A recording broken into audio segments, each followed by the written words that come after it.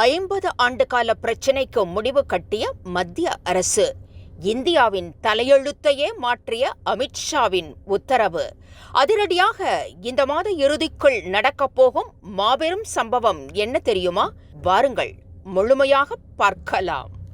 இந்தியாவின் உள்நாட்டு பாதுகாப்புக்கு மிகப்பெரிய சவாலாக இருந்த ஒன்று நக்சலிசம். இந்தியாவில் 50 ஆண்டுகள் பயமுறுத்திய நக்சலிசம் இப்போது முடிவுக்கு வருகிறதா? 1967 தொடங்கிய இந்த இயக்கம் ஒரு சிறிய கிராமத்திலிருந்து ஆரம்பித்து ஒரு காலத்தில் இந்தியாவின் 200க்கும் மேற்பட்ட மாவட்டங்களை பாதித்தது. ஆனால் இப்போது ஒரு பெரிய கேள்வி எழுகிறது. இந்த நக்சல் பிரச்சனை உண்மையிலேயே முடிவுக்கு வருகிறதா?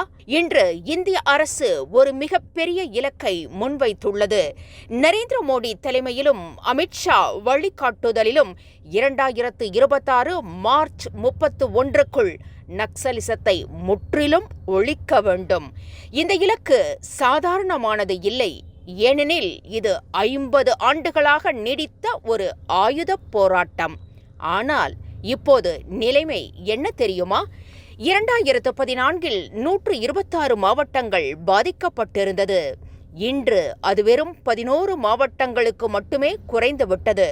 அதில் கூட மிக அதிக பாதிப்பு உள்ள மாவட்டங்கள் 3 மட்டும்தான். சத்தீஸ்கரில் பிஜப்பூர், சுக்மா, நாராயண்பூர். இது மட்டும் இல்லை, கடந்த 10 ஆண்டுகளில் வன்முறை சம்பவங்கள் 50% மேல் குறைவு. பாதுகாப்பு படை உயிரிழப்புகள் 70% குறைவு. பொதுமக்கள் உயிரிழப்புகள் 70%க்கும் குறைவு. இதெல்லாம் என்ன சொல்கிறது?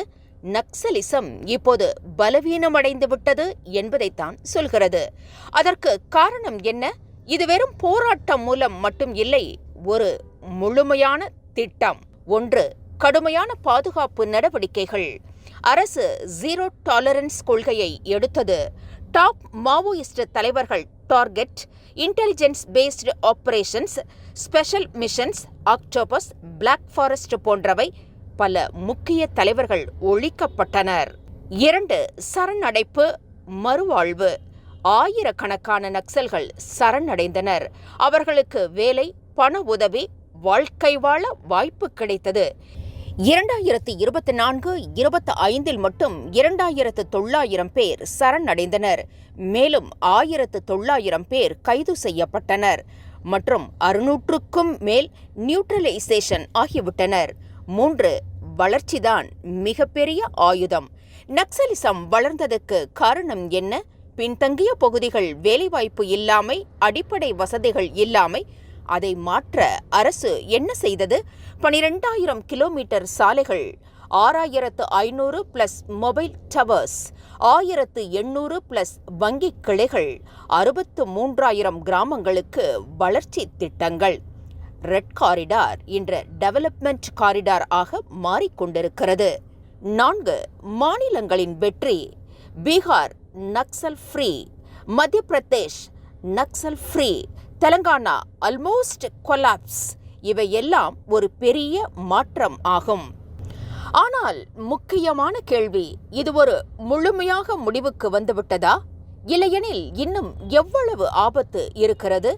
அமித்ஷா சமீபத்தில் சொன்ன ஒரு முக்கியமான வார்த்தை, இந்த மாத இறுதிக்குள் இந்தியா நக்சலிசம் இல்லாத நாடாக மாறும். இது ஒரு பெரிய நம்பிக்கை. ஆனால் அதே நேரத்தில் இது ஒரு மாபெரும் சவாலும் கூட. சொன்னதை செய்து முடிக்கும் மத்திய அரசு. வளர்ச்சியிலும் பாதுகாப்பிலும் மகிழ்ச்சியிலும் நம் பாரத மக்கள்.